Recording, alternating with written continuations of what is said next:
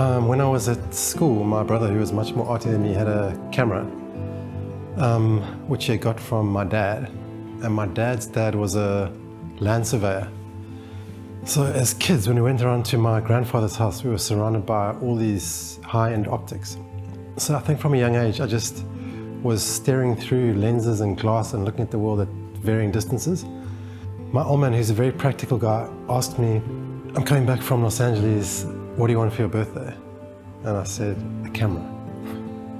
Having a camera was just a good excuse to meet people, because it's like a hypnotism device. You know, if you have a camera, people do all sorts of things which they wouldn't normally do. They let you into their house, they give you guided tours of places which are special to them. So I think initially it was like a tool to be more social and engage with people. But I think if what I do does anything, it will explain to people who come to the exhibitions or see my website how communities on the periphery of society function, why they came to be where they are, what their hopes and dreams are. For example, stowaways who live under the bridges in Cape Town along the N1. Everyone knows that they exist, but no one knows who they are. And in some instances, if I didn't take the pictures, they would just evaporate and there would be no record. And I think in doing that, there's an understanding and like a comprehension, and different sides of society can understand each other better. The stowaways that I photographed live under the highways in the foreshore region of Cape Town.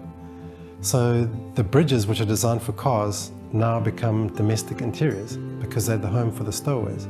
Or I did a project on the Milton Market, and the Milton Market is only on the piece of land in Milnerton near the sea because there are huge fuel pipes going under the ground, so they can't develop it. The Basotho who live in Lesotho on the dam live there because there's a massive subterranean water pipe. So all three projects are connected by infrastructure. Highways, pipes taking gas up the coast, and pipes transporting water. So my process used to be just going out and photographing people, but now it's trying to work out what the conditions are that make the communities that I photograph exist where they are.